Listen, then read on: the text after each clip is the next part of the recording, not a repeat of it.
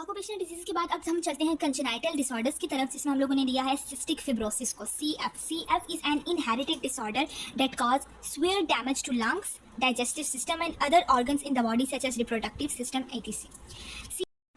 CSF thought to be multi-system disease that manifest either at birth or in infancy, early childhood। अब ये एक ऐसी condition होती है जिसमें हमारा बॉडी का कोई एक ऑर्गन, कोई एक सिस्टम इन्वॉल्व नहीं होता, बल्कि ये मल्टी सिस्टम होती है। और ये ज़्यादातर हम लोगों को या तो बर्थ पे भी डायग्नोस हो सकती है, या इन्फेंसी पे या अर्ली चाइल्डहुड पे डायग्नोस होती है। इसमें जो हमारे पास बेसिक डिफेक्ट आता है वो आता है एक्सोक्राइन ग्लैंड डिसफंक्शन।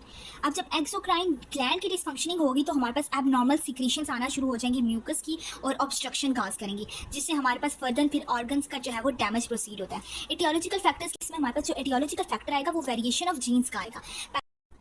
इसकी पैथोजेनेसिस की अगर हम बात करें तो हमारे पास CFTR जीन में डिफेक्ट आएगा, जो कि लीड करता है हमारे पास आयन के ट्रांसपोर्ट के डिफेक्ट में।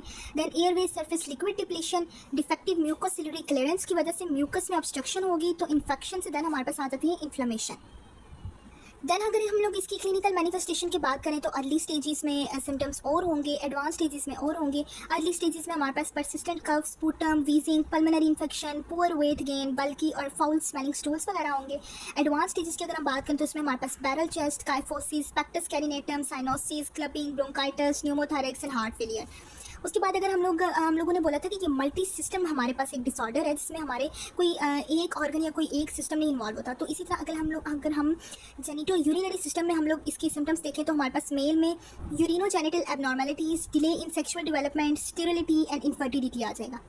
उसके बाद मस्कुलोस्केलेटल डिसऑर्डर्स, मस्कुलोस्केलेटल सिस्टम पे अगर हम लोग इसकी मैनिफेस्टेशंस देखें तो मसल की एट्रोफी, मायाल्गिया, ऑस्टियोआर्थ्रोपैथी, रूमेटॉइड आर्थराइटिस, ऑस्टियोपेनिया और ऑस्टियोपोरोसिस वगैरह आ जाती है।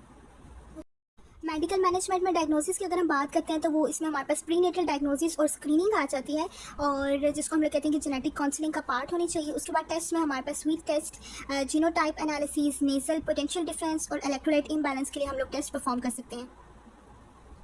ट्रीटमेंट की अगर हम बात करें तो ट्रीटमेंट हमारा जो है वो डिपेंड कर रहा होता है स्टेज ऑफ डिजीज़ पे और ऑर्गन पे, कि हम लोगों के पास कौन सा ऑर्गन इन्वॉल्व है, ठीक है। उसके बाद अगर हम लोग इसके ट्रीटमेंट की तरफ आएँ और फार्माकोथेरेपी की बात करें तो इसमें हमारे पास जो है वो ब्रोंकोडायलेटर्स, एंटीबायोटिक्स, स्टीरॉइड्स वगैरह हम लोग दे सकते हैं, ताकि हम लोग कैमुलेशन को जो है वो प्रिवेंट कर सकें। थिकी स्टिक हमारे पास जो म्यूकस आता है ना, उसकी प्रिवेंशन हम लोग कर सकते हैं, उसकी कैमुलेशन की प्रिवेंशन कर सकें।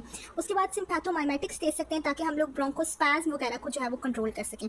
सेकेंड हमारे पास जो चॉइस आती है वो आती है जीन थेरेपी और ट्रांसप्लांटेशन। ये होते हैं, ये भी हमारे पास ऑप्शंस होते हैं कि हम लोग इनको सजेस्ट कर सकते हैं।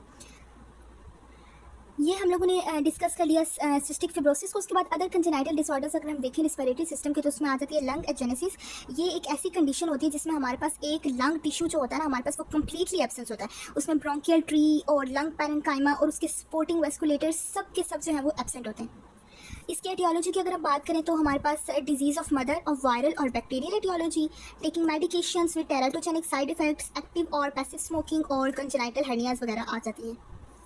और कंजेनाइटल हर्निया वगैरह जो है इसकी एटियोलॉजी में आ जाएगा। मेडिकल मैनेजमेंट की अगर हम बात करें तो इसमें हमारे पास सिम्टोमेटिक कंजर्वेटिव थेरेपी आ जाती है। इसमें हम लोगों के पास जो मेन ऑब्जेक्टिव होता है वो ये होता है कि हम लोग फंक्शनल एबिलिटीज़ को, जो हमारे पास सिंगल लंग प्रेजेंट होगा ना इंडिविजुअल में, हम उसकी फंक्शनल एबिलिटीज़ को जो है वो इम्प्रूव कर सकें और मज़ीद कॉम्प्लिकेशंस को प्रिवेंट कर सकें। उसके बाद हम लोग इसमें ऑक्सीजन थेरेपी भी यूज़ करते हैं चाइल्डहुड में, ताकि हम लोग जो है वो लंग को ईजिली ग्रो होने दें और फुली डेवलप हो जाए हमारा लंग। तो यूँ हम लोगों ने आज जो है वो कंजेनाइटल और occupational diseases of respiratory system को कवर कर लिया। इसमें हम लोगों ने कम्प्लीटली उनकी एटियोलॉजी, उनकी पैथोजेनेसिस और उनके ट्रीटमेंट मेथडोलॉजीज़ को देखा।